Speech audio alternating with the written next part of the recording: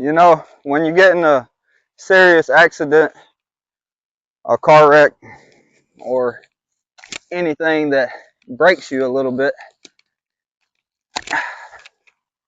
you go searching for answers of what might be coming and what you have in store for yourself, what to look forward to, or what to be anxious about, I guess.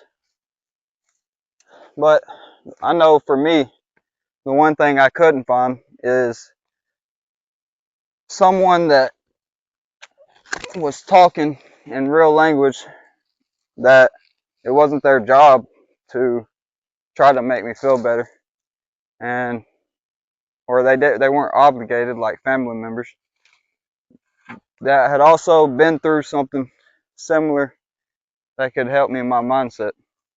I remember thinking I would never be whole again. I just know that that's some of the things that was going on in my head, and I know what I went through trying to recover from that, and maybe this will help you know what to expect from somebody that's been through it. I don't know at the end of this video if you'll be looking forward to what you might have in your future, or if it might bum you out. I really don't know. I don't know if you watching this just to watch it, or more likely if you're watching this because something just bad happened to you. And if that's the case, I'm sorry. I really am. I know that sucks. I hope you have a support system around you like I did that makes the times coming in the future in your healing process just a little bit brighter. That really does make a difference. But if not, you are strong enough to do it on your own and come through the other side. I wanted to just make this video today, so just give me a second and let me finish clearing this.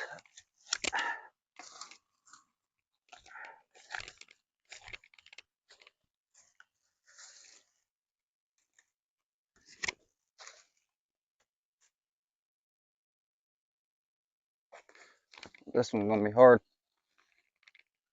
These things are dull.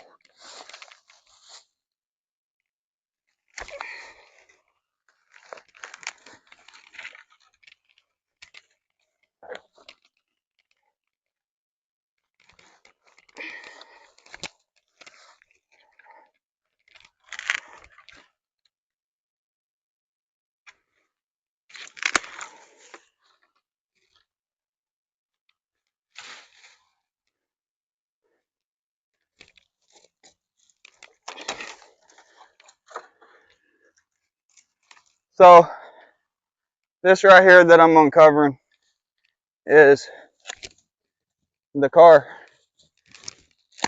that I'm lucky enough to or I didn't walk away from it, but I was lucky enough to be dragged out of.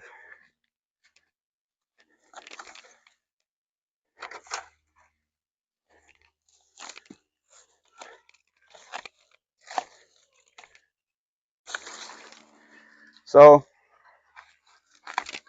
since I can't hear your um since I can't hear your what happened to you, I'll just tell you what happened to me and a little bit about who I am first. Um what I went through and where I am today.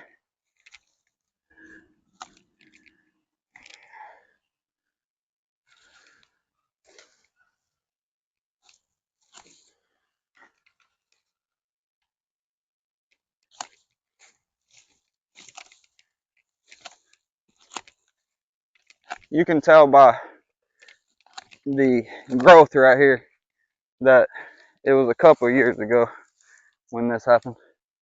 As a matter of fact, it was in 2017, like November 28th or 20th, 23rd. I don't even know. I'm not good with dates like that. But I do know it changed my life forever. Yeah. I do know it changed my life forever.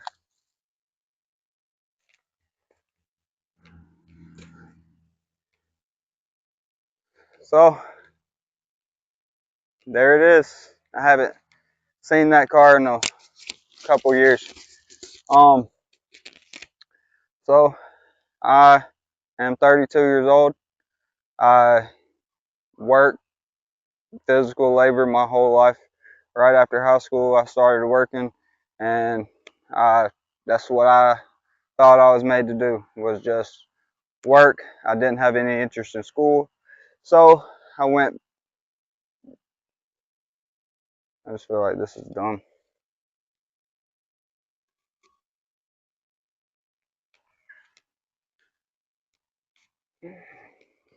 There's the car right there. I haven't seen that thing in years. Um, in 2017, I was on the way home from work. It was about 8:30 at night, and a dude was on his phone in a Jeep and just hit me head on. My freaking leg right here, I don't, tibia, fibia, I don't know what it is. But this thing broke, and my leg split like a hot dog. They had to put that back in there. And then these two bones right here, they snapped. They had to put rods and plates and screws and all that good stuff in there. So it's fun going through metal detectors now. But as you can see, I'm walking, I'm upright. I was able to clear that, even though that was nothing. I mean, from what I was in, the state I was in at one point, I didn't even think I was going to be able to do that anymore. And that's kind of why I'm making this video. Not to be an inspiration or not to be downing anybody on their timeline. It's not going to happen this fast or this fast. Uh, but just to be a real person online talking about what happened to them. Maybe it'll help you in the future. Um, I'll try not to say as much as possible since I'm talking to you, but I after my wreck, I was optimistic because I was always, semi-athletic or whatever. That's what people told me or whatever. And I never really thought I could get hurt like that. I mean, I knew I could get hurt. I'd broke like a toe before and a pinky before. I knew, and I wasn't stupid. Like I knew that I could get hurt, but just that young invulnerability that most of us have, I had that probably times two. I was just a little too reckless. But it's ironic that doing all this crazy stuff I did, jumping off of houses, backflipping off of this and that. I like jumping off of cliffs, and I like doing all kind of things that um, are dangerous. None of that ever took me out. It was just driving down the road on a normal day. So um, they told me, like I'm sure they told you, or they will tell you, that you'll be right back into normal activities if you're lucky. That's another thing. I was extremely lucky, and I knew that from the beginning because none of my ligaments were messed up. It was only bones. And I knew that bones healed. And ligaments are something that they have to replace and do all this extra stuff. And it just makes your recovery time a little bit harder if it was on top of everything I had going on already. Also, my pelvis split. They said it was like I gave birth to a child or whatever. But they got those back together and it healed up all right too. So um what happened though is after they told me that I was going to be okay, and after they told me that I was going to be back to playing basketball within a year, I believed them for a little while. And then I'll say about my second x-ray, the gap in my bone around the middle hadn't healed, as it was still no bone there. So I was like, okay, um I was up walking the day of my surgery, and just to the bathroom with help. But went to physical therapy right after that, got full range of motion back relatively quickly, and then my doctor, since I didn't have insurance, my doctor told me that I was just wasting their money and my money by doing physical therapy. And so he canceled my prescription. My physical therapists were like, "That's ridiculous. We want to see if we can work with you and get you in here or whatever." But I took it, I took the man's words to heart. Like, yeah, maybe I am just wasting money. I don't have this to pay, so maybe he's right. I don't need physical therapy. But after that, uh, is when my progression slowed down, and um, I started to get really not depressed yet, but discouraged. And then later on, led to depression to where I was smoking 2 packs of cigarettes a day and drinking coffee, and that's all I was really doing. I was eating a bunch of candy and chips and barely any real food, and that's what I did. And then the pain medicine they had me on, and they eventually I told them I didn't want the pain medicine, and because they were trying to drop me down to whatever the next lower thing was, I still had more of whatever they gave me in the first place. At one point, I was on something called Dilaudid. It's like morphine, and then can't remember if it's hydrocodone or oxycodones. I don't know the difference, but it's on one of those, a real high dose, and muscle relaxers. Had to take all three of those at the same time, and then also give myself these shots in the leg so I didn't get blood clots. So I mean, I hated that. That was terrible. So I mean, I got a little bit of a boost once I got off of the medicine because I was doing it on my own. I was gonna get better. I started trying to do yard work and everything like that. But um, quickly, you know, I'm a man. I have bills to pay. I have one son at this time, and I need to be moving. I can't just be doing this anymore. So I began to get really depressed at that point, and I feel like that really slowed my progression down or my healing down because I just had it in my mind that I wasn't going to heal, and until recently, I didn't necessarily know if that was like a thing that mattered, but now I do believe that's a thing that matters, like your mindset and what you believe of, at least as far as how does it come with as far as, sorry, as far as when it comes to yourself, when it comes to your body and your mental state. So, um, after that, it took me a while, and I'm gonna be honest, the only thing that got me out of it was I started just doing hobbies, stuff that I really wanted to do.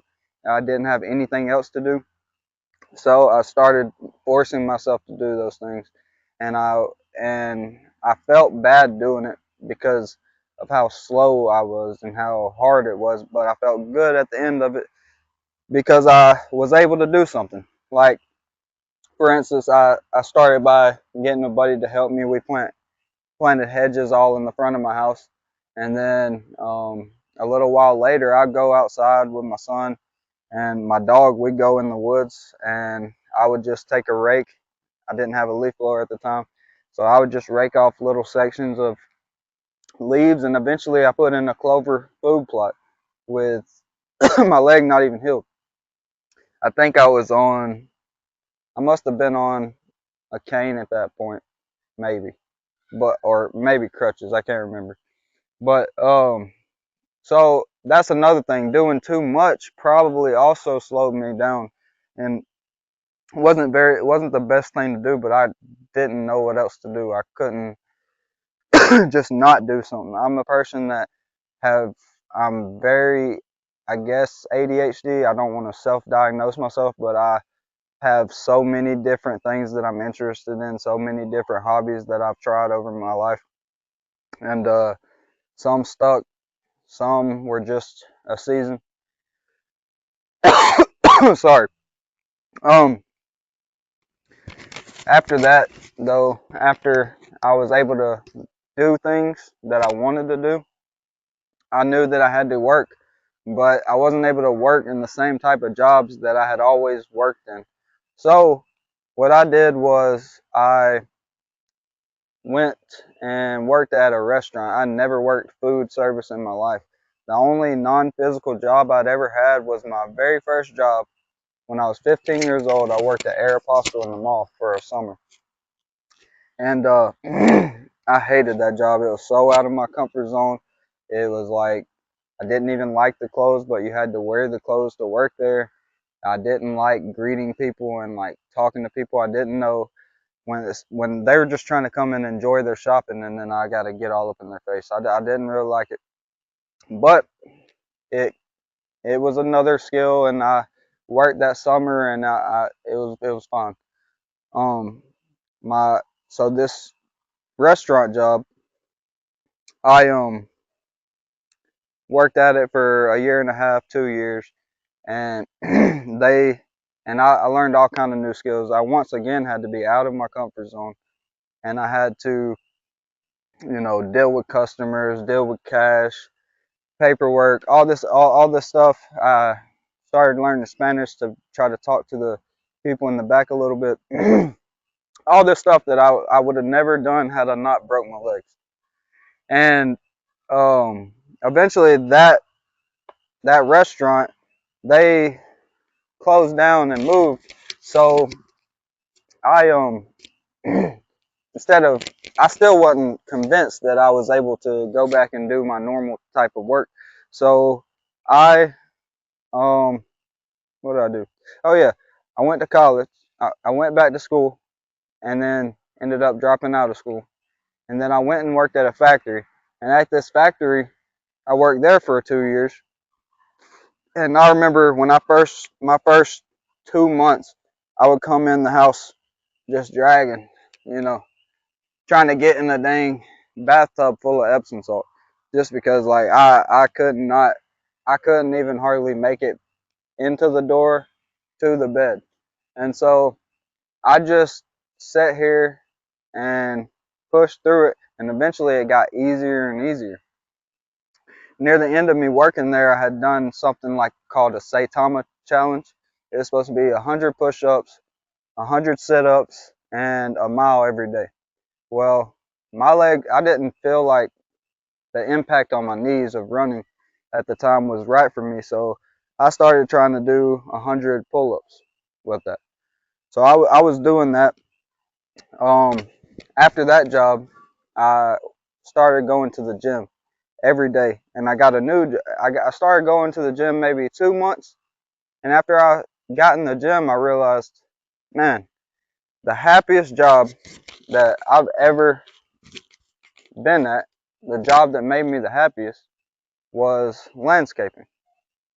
So I was like, if I can do all this, if I can work out, like I didn't want to squat because I was scared of hurting myself. So I did like the Stairmaster machine thing. And I would walk into the top of the pyramid and stuff. And at that point, I knew my legs were good. So I started landscaping again. And, um, you know, that's when I realized that it might have took way longer than they told me, and it took way longer than I expected. But that's when I really realized how blessed I was that I didn't lose my legs like I thought I did in the beginning, or even if I lost 50% of the strength in my legs, I lost a lot of things, agility and things that I used to have. Um, you know, I'm 32 now, so I would have lost some of that anyways. Apparently, that's what everybody says. I'm old now. I think I'm either unk or past unk. I don't know. Y'all tell me. But anyways, um, all I know is the expectations I put on myself based on listening to doctors and people that just wanted to motivate you, but not actually ever been in my shoes. That all led to me not appreciating the fact that I was able to do what I was able to do, and that I'm able to do what I'm able to do now. I I always appreciated the fact that I was alive and I was breathing. I think if you've ever been in a serious accident, that's one of the first things that's going to happen is like you're just happy you woke up. I know when I woke up from those 2 days I don't remember after surgery, the first thing I asked everybody was, is the other person okay? And they said, yeah, he just like broke his ankle or something. And I was like, oh my gosh, because I like that would have been the worst thing. Like I'm sure it'd have been bad for him if he would have killed me, or if I would have killed him. Like even if it wasn't my fault, I would have still felt so terrible inside. So just the fact that nothing like that happened, we were both kept safe relatively, and I was able to open my eyes. I'm sure that you guys, if you've been through something similar, that's something that is a given. But what I was taking for granted is the how much it would be worth it to take the time and heal at my own pace. Today, you know, doing all the same work that I ever did in the past. I can do pretty much anything. I'm not gonna sign up to work construction and like concrete anymore, or work roofing for sure, just because I don't want to put myself in the situation to I don't have to do that, so I don't want to put myself in that situation. There's nothing wrong with that kind of stuff, but once you it your life changes when you've been in a serious injury. You do have to be smarter. You don't necessarily have to stop doing anything, but you have to take a new approach to how you do it. I don't know if this video helped anybody or if it was just rambling, but I do want to show you a close up of the car real quick.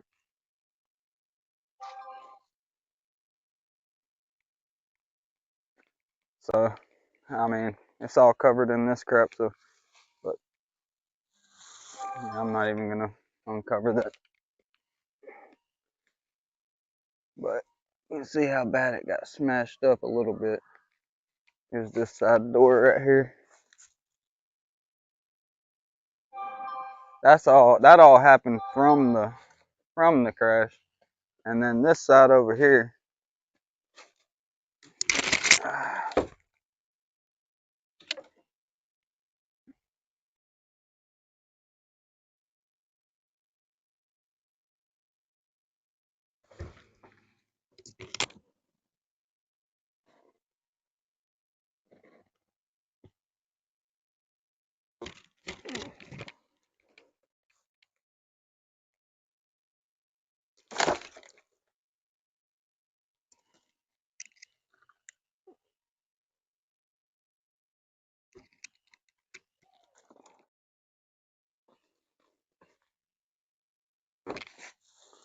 see if I can clean it up just a little bit.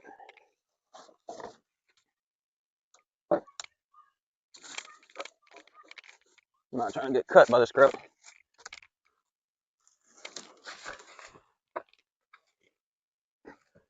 Alright. So I don't know if you guys are still watching this video. I don't know if this was helpful in any way, entertaining in any way. I don't know if it helped you go to sleep. I don't know what you got out of this video, but I hope you got something. And since you're still here, I would like to let you know that this isn't going to be my last video. I'll make many more videos. Just let me know up in the comments if you like this type of video. I normally make skateboarding content. That's right, I've healed so much that I started skateboarding like 3 months ago again. I hadn't skated since I was like 15, 16 years old. So, if you'd like to check out some of that, just I have shorts mainly right now, but I have more content, including skateboarding, coming out soon.